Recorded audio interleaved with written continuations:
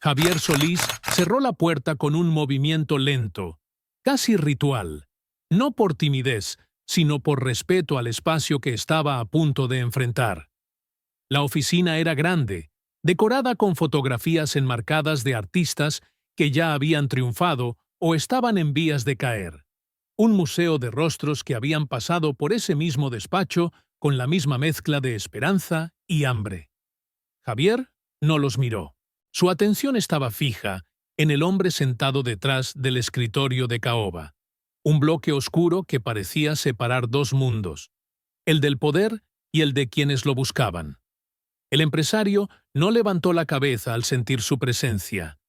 Siguió hojeando documentos, golpeando el escritorio con un anillo de sello que tintineaba cada vez que pasaba una página. Era un sonido breve, metálico, pero suficiente para marcar la distancia entre ellos. Javier permaneció de pie porque no se le ofreció asiento, e intuía que sentarse sin invitación sería leído como insolencia. «Déjeme adivinar», dijo por fin el hombre, sin levantar la mirada. «Otro que viene con el cuento de que tiene una voz que va a salvar la música mexicana, ¿no?» Javier apretó levemente los dedos. No por nervios, sino para contener el impulso de responder de inmediato. No estaba ahí para discutir. Sus maestros del barrio y los viejos cantantes que frecuentaba en las cantinas le habían enseñado que la voz se defiende cantando, no alegando. «Traigo una propuesta», contestó con serenidad, cuidando cada palabra. «Y vengo porque me dijeron que usted busca nuevos intérpretes para el catálogo ranchero». El empresario soltó una risa casi silenciosa, más un resoplido que otra cosa. «Todos vienen porque alguien les dijo algo. ¿Y qué hago yo con eso?» Cerró la carpeta que tenía frente a él y por fin levantó la mirada. «Dígame, Solís, ¿por qué debería escucharlo?» El tono no era de curiosidad. Era un examen. Javier se aclaró la garganta, no para cantar, sino para mantener la voz firme. «Porque traigo algo que no se encuentra en cualquier esquina», respondió. El empresario apoyó el codo en el escritorio y entrelazó los dedos. «Mire, joven», y ahí lo dijo como si soltara una sentencia. «Aquí recibo 20 como usted cada semana. Todos creen que tienen algo. Todos vienen con esa mirada de «soy especial». Pero la verdad», hizo una pausa larga, estudiada. «Usted no es nadie. Nadie. Y yo no firmo a los nadie». La palabra cayó como una bofetada, pero no provocó el efecto que el empresario esperaba. Javier ni retrocedió ni bajó la cabeza. Su expresión permaneció inmóvil, aunque por dentro algo se tensó, como una cuerda afinándose al límite. Hubo un silencio que pesó más que la frase misma. La secretaria en el pasillo, que había fingido ordenar carpetas para poder escuchar, dejó caer un lápiz dentro del archivero. El ruido fue mínimo, pero rompió el aire. Javier respiró hondo. Se quitó el sombrero y lo sostuvo con ambas manos, gesto que más que humildad transmitía respeto por sí mismo. No pidió otra oportunidad. No trató de convencerlo. Las puertas que uno fuerza suelen cerrarse peor. «Gracias por su tiempo», dijo finalmente. El empresario ya había vuelto la vista a sus papeles, como si lo hubiera borrado de la escena. Ese acto, no mirarlo partir, fue más contundente que el insulto. Para él, la conversación había terminado. Pero para Javier, apenas empezaba a escribirse. Tomó el picaporte, abrió la puerta con la misma suavidad con la que había entrado y salió sin mirar atrás. La secretaria lo siguió con la mirada, sorprendida de que no mostrara rabia ni tristeza. Pero Javier llevaba otra cosa en el rostro, una calma peligrosa, la de quien convierte el desprecio en un propósito. En el pasillo, la luz fluorescente parpadeaba. Cada paso resonaba contra el mármol frío, pero él no se apresuró. Caminaba con la seguridad de un hombre que, si no encontró un lugar en aquella oficina, se lo crearía en otro sitio, cantando, trabajando, dejando que la voz respondiera por él. Al llegar a la calle, respiró un aire distinto, menos cargado, casi redentor. El bullicio del centro lo envolvió. Vendedores, tranvías, pregones, risas, regaños. Ahí, entre ese tumulto de voces reales, la palabra nadie no tenía fuerza. No podía tenerla. Metió las manos en los bolsillos, sintió unas monedas sueltas y sonrió apenas. Esa noche no tenía contrato, ni promesas, ni padrinos. Tenía una voz, y sabía usarla. El empresario, en su oficina, ignoraba que había dicho la frase equivocada al hombre equivocado. Ignoraba que estaba a punto de quedar registrado, sin su consentimiento, en una historia que no lo mencionaría con gloria, sino como el obstáculo que le dio forma a una leyenda. Y Javier, sin necesidad de proclamarlo, ya había tomado una decisión. La próxima vez que ese hombre escuchara su nombre, no sería en un pasillo ni en un demo. Sería en una radio, en un palenque lleno, o en un disco que circulara por toda la ciudad. La palabra nadie se transformaba, sin prisa, en el punto de partida.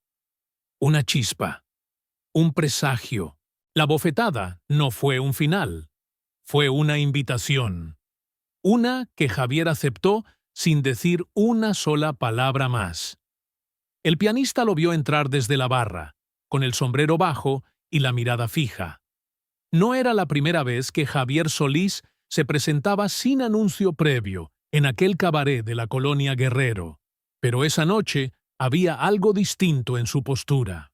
Avanzaba como quien viene cargando una verdad silenciosa, una que no necesita explicarse para sentirse. El dueño del lugar, un hombre de voz ronca y bigote grueso, que conocía a todos los cantantes que pasaban por ahí, se acercó a él con un gesto de advertencia. «Hoy está pesado el ambiente, Javier», dijo mientras limpiaba con un trapo el mostrador. «Vino gente que no escucha, que solo habla». Javier dejó su sombrero sobre la barra y sonrió apenas. «Entonces que hablen. Yo nomás vengo a cantar». A esa hora, el cabaret vibraba con conversaciones cruzadas, risas, historias repetidas, discusiones de cantina y mujeres que se movían entre mesas como sombras perfumadas. La música del fonógrafo sonaba de fondo, desentonando con el bullicio general. Nadie esperaba nada especial. Nadie sabía que la noche estaba a punto de partirse en dos. El pianista, un viejo llamado Manríquez que había acompañado a voces ya olvidadas, levantó la vista cuando Javier se acercó al escenario improvisado. Era apenas una tarima de madera gastada, sin cortinas ni luces teatrales, pero para Javier tenía el peso simbólico de una plaza mayor. «¿Qué traes hoy, chamaco?», preguntó Manríquez mientras ajustaba la banqueta. Javier respondió con un gesto breve, un asentimiento que decía todo y nada a la vez. «Lo de siempre», contestó, «pero más». El dueño apagó el fonógrafo y el silencio cayó a plomo. Algunos clientes protestaron, otros ni se enteraron. Javier subió a la tarima sin que nadie lo anunciara. No pidió micrófono. Su voz estaba hecha para cruzar ruido, humo y distancia. Manríquez tocó los primeros acordes, suaves, como tanteando el ánimo del público. Y entonces Javier cantó. No fue un arranque explosivo ni una entrada calculada. Fue un golpe emocional que emergió desde el fondo del pecho, crudo y perfecto, como si cada palabra hubiera sido arrastrada por la rabia contenida, la humillación silenciosa y una determinación que no buscaba compasión. Cantó no para convencer a nadie, sino para liberarse. Cada verso era un acto de defensa, cada subida de tono un recordatorio de que la dignidad no se negocia. Los parroquianos siguieron hablando durante los primeros compases, pero conforme la voz de Javier crecía, algo en el ambiente empezó a torcerse. Una mujer detuvo en el aire el cigarro que estaba encendiendo. Un hombre borracho bajó la mano que sostenía una jarra de cerveza. Dos jugadores de dominó dejaron de mover las fichas. Incluso los meseros, expertos en servir sin prestar atención, comenzaron a girar la cabeza.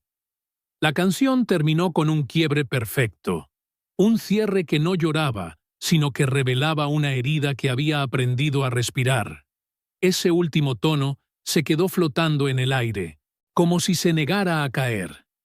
El silencio que siguió fue incómodo, casi doloroso. No hubo aplausos inmediatos porque el público había quedado atrapado entre el asombro y el desconcierto. Era la reacción más sincera que un cantante podía recibir. El vacío absoluto antes de la ovación. Luego, desde una mesa cercana a la barra, alguien aplaudió una sola vez. Fuerte, decidido, y ese primer aplauso abrió la compuerta. El ruido creció, avanzó como un oleaje, estalló en una ovación que rebotó en las paredes del lugar. Javier no sonrió. No hizo una reverencia exagerada. Solo inclinó la cabeza. Sabía que ese aplauso no era un premio, sino una respuesta. En la mesa del fondo, un hombre delgado, con lentes redondos y traje arrugado, miraba fijamente a Javier. Era un locutor de radio que había ido ahí por recomendación de un amigo, buscando un trago barato y nada más. Cuando escuchó la canción, dejó caer su cigarro sobre el cenicero sin apagarlo. Se inclinó hacia adelante. Escribió un nombre en una servilleta con una letra precipitada y casi infantil: Javier Solís. La guardó en el bolsillo interior del saco, como si se tratara de un descubrimiento arqueológico. Ahí mismo decidió que al día siguiente, en su programa matutino, hablaría de aquel cantante que había surgido en un cabaret de mala reputación, con una voz capaz de reordenar el ruido del mundo. «Ese no es nadie», murmuró para sí, con una mezcla de sorpresa y admiración. «Ese trae historia». Mientras el público pedía otra canción, Javier bajó un instante del escenario para beber un trago de agua. Manríquez le puso una mano en el hombro. «¿Qué te pasó hoy, muchacho?», preguntó. «Venías diferente». Javier respiró hondo, como si aún guardara dentro el eco de la oficina del empresario. «Hoy descubrí que a veces hay que cantar para uno mismo», respondió. «Y lo demás llega solo». Manríquez no preguntó más. Había acompañado a demasiados cantantes para no reconocer ese brillo particular, el de los que están a punto de convertirse en algo más grande que su propia voz. Javier volvió a subir a la tarima. El público lo esperaba. El ambiente había cambiado. Ya no era un cabaret de ruido y distracciones, sino un escenario consagrado por la atención. Y él, sin buscarlo, había tomado el control del lugar. Esa noche, sin managers, sin contratos, sin promesas, Javier Solís hizo algo que ningún empresario pudo prever. Respondió al desprecio no con palabras, sino con una voz que ya no pertenecía solo a él. Una voz que comenzaba a correr de mesa en mesa, de boca en boca, y que pronto cruzaría la ciudad como un rumor urgente. El empresario que lo había llamado Nadie no lo sabía aún, pero desde ese instante había empezado a perder autoridad. Porque cuando el público decide, verdaderamente decide, ningún despacho puede rectificarlo ni ignorarlo. Javier terminó la segunda canción. La ovación fue más grande. Esta vez, incluso las mujeres que antes reían se quedaron calladas, mirando al escenario como si se encontraran frente a una aparición, algo que no se ve dos veces en la vida. Y mientras el aplauso crecía, Javier se dio cuenta de que no estaba vengándose, estaba naciendo. Los rumores comenzaron a moverse como se movían todas las cosas verdaderamente importantes en la Ciudad de México de los 50. Despacio al principio, en murmullos, en comentarios sueltos entre técnicos de sonido, pianistas fatigados, bailarinas que fumaban en los pasillos y choferes de la XEQ que lo habían escuchado una sola noche y no pudieron olvidarlo. No se trataba aún de fama. Era algo más extraño: presencia. La sensación de que en algún cabaret perdido de la Guerrero había aparecido una voz que no calzaba con los moldes que las disqueras intentaban imponer. Una voz que no pedía permiso para existir. Días después de aquel impacto en la tarima, Javier fue invitado, sin formalidades, casi como un favor personal, a participar en una prueba de sonido en un pequeño estudio de radio. El locutor que había escrito su nombre en la servilleta lo recibió con una mezcla de urgencia y camaradería. «No quiero prometerte nada», dijo mientras lo guiaba por un pasillo largo, húmedo, donde las paredes exhibían restos de carteles pegados y arrancados. «Pero si te escuchan aquí, te van a escuchar en medio México». Javier soltó una sonrisa mínima, agradecida pero cauta. Sabía que el mundo de la radio era otra arena, con reglas distintas y egos más afilados que en los palenques. En la cabina, el técnico ajustaba botones con la concentración de un cirujano. Miró a Javier con curiosidad. «¿Usted es el muchacho del cabaret?», preguntó. «Soy Javier», respondió él, como si eso bastara. El técnico asintió. Era un hombre que había visto demasiados sueños desmoronarse ante un micrófono para entusiasmarse demasiado. Pero había escuchado algo en la voz del locutor cuando le dijo: «Prepárate, que hoy viene un caso raro». Javier entró a la cabina acústica. La puerta se cerró detrás de él dejando el mundo afuera. El micrófono lo esperaba suspendido, como un ojo metálico que evaluaba cada inflexión. Se acomodó los audífonos. Respiró hondo. No tenía público visible, pero sí una audiencia fantasmal. Los miles que podrían escucharlo alguna mañana, entre el ruido de los tranvías y la rutina de la ciudad. «Cuando quieras, Javier», dijo el técnico desde el vidrio. La música comenzó suave, en un disco instrumental de acompañamiento. Javier cerró los ojos, y entonces cantó. La voz salió limpia, sostenida, sin el eco del cabaret, ni el humo que solía envolver sus actuaciones nocturnas. Aquí la voz estaba desnuda, expuesta, obligada a demostrar que era real. Y lo era. Más aún, era más peligrosa sin necesidad de gestos, sin público, sin luces. Era una voz que no necesitaba legitimación. Al terminar, el técnico no dijo nada. Se quedó inmóvil, escuchando todavía lo que ya no sonaba. Finalmente, abrió el canal de comunicación. «¿Otra?», preguntó, pero su tono decía: «Por favor». Grabaron 3 canciones más. Javier salió de la cabina con la frente ligeramente húmeda por el esfuerzo. El locutor tomó los audios, los guardó en una caja metálica y dijo: «Con esto empiezo mañana. Si te quieren, te buscan». Esa madrugada, mientras el técnico apagaba las luces del estudio, los rumores ya habían tomado cuerpo. «Hay un tal Solís», decían.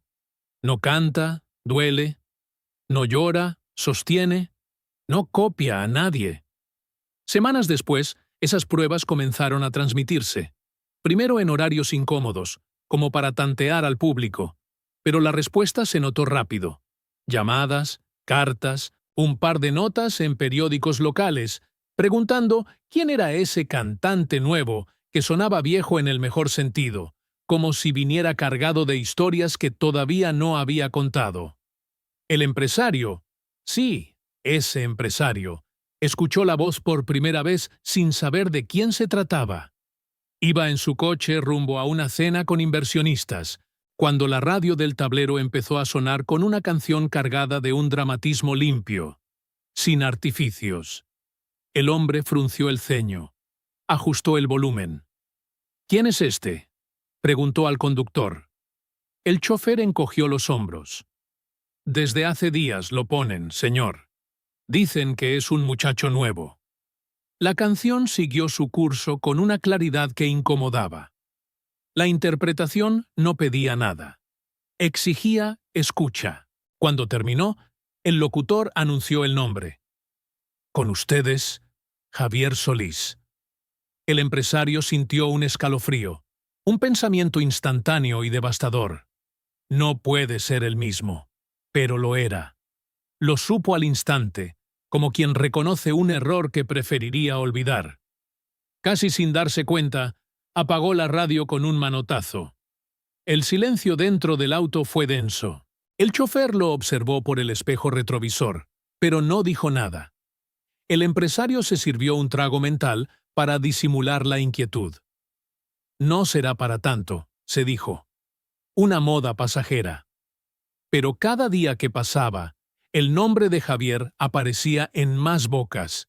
Productores, músicos de sesión, agentes, compositores callejeros, taxistas.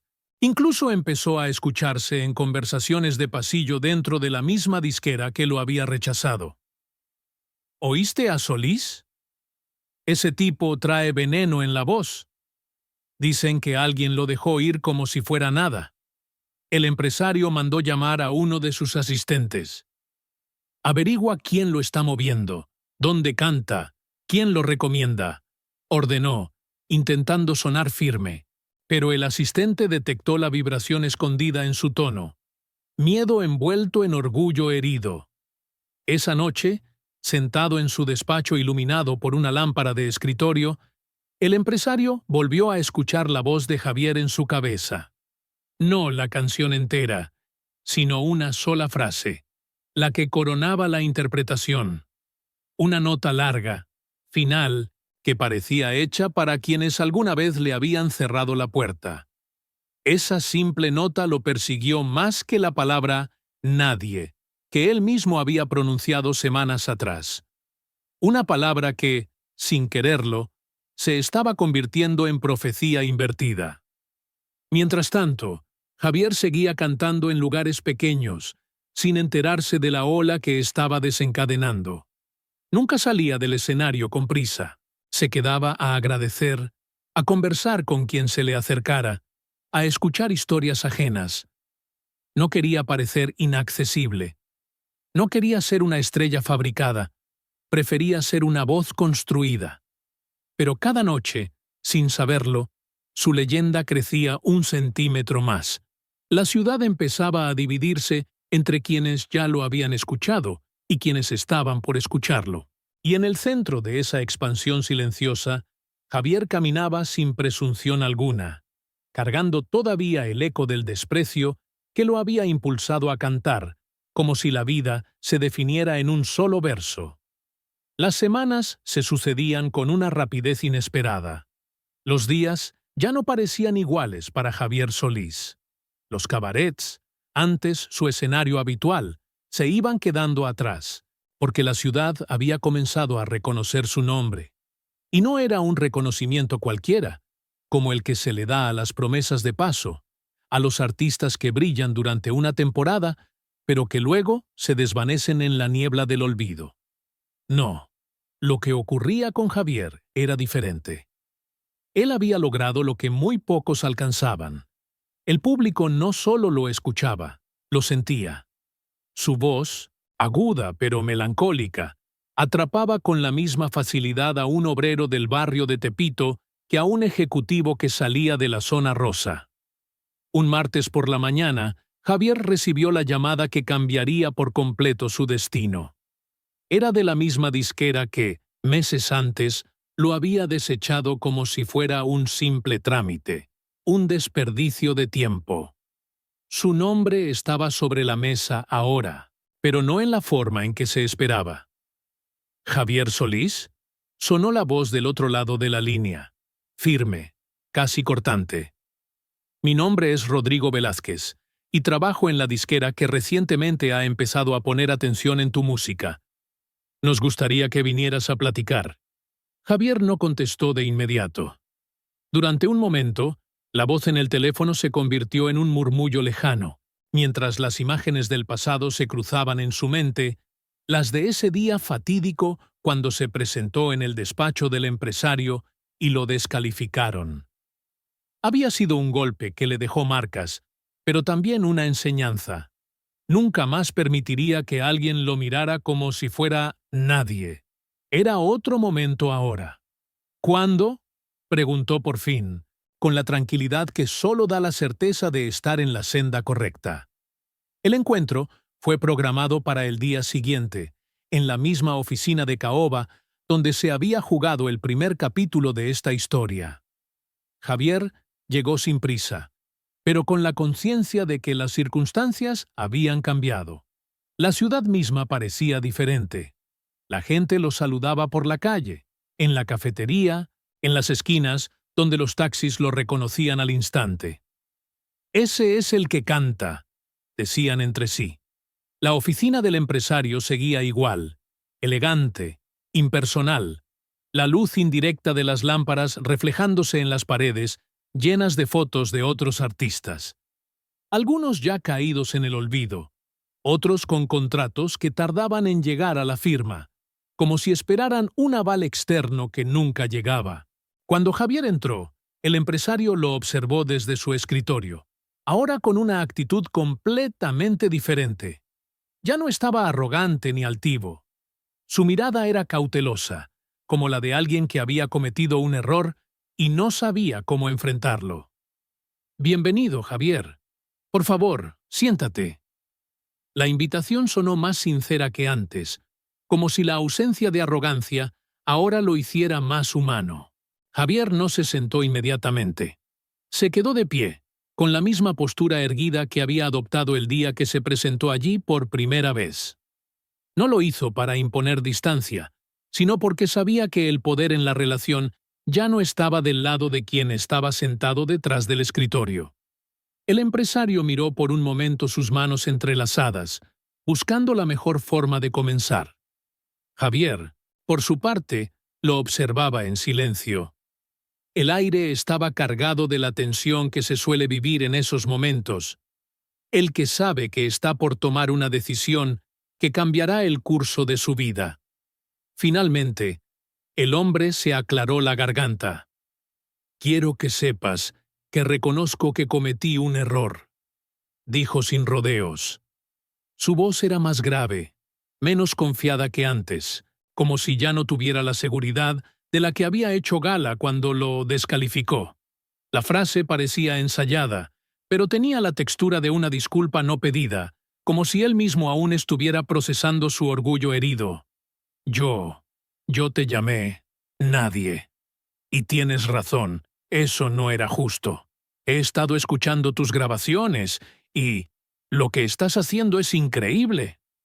Javier no respondió de inmediato. Se mantuvo en pie, como si quisiera escuchar todo, sin apresurarse.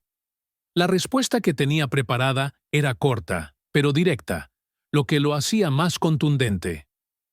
«Eso ya no importa. Estoy aquí porque quiero saber lo que me proponen, pero no porque busque una disculpa», dijo sin levantar la voz, pero con una firmeza que parecía llenar todo el espacio de la oficina. El empresario lo miró de nuevo, esta vez con una mezcla de respeto y algo de vergüenza. «Lo que quiero ofrecerte es un contrato exclusivo. Tu música tiene algo que el público necesita, y sé que podemos hacer algo grande con ella». Javier no se movió de su lugar. Pensó por un momento en las palabras que el hombre había pronunciado. Un contrato. El tipo de promesas que muchos aceptaban sin cuestionar, sin medir el costo que pagaban a largo plazo. Pero él ya no era el mismo joven que entró a esa oficina meses atrás, humillado y desilusionado.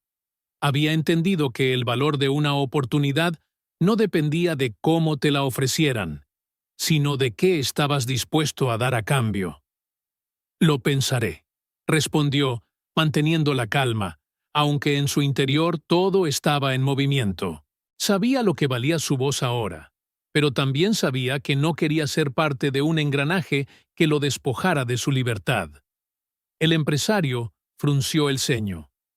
«¿Pensarlo?», preguntó, sorprendido. No esperaba esa respuesta. La idea de que Javier, con su éxito incipiente, tuviera dudas lo desconcertaba. «¿Acaso no quieres grabar? Este contrato es para ti. Es una oportunidad única». Javier miró al hombre con una sonrisa que no era amistosa ni sarcástica, sino simplemente tranquila.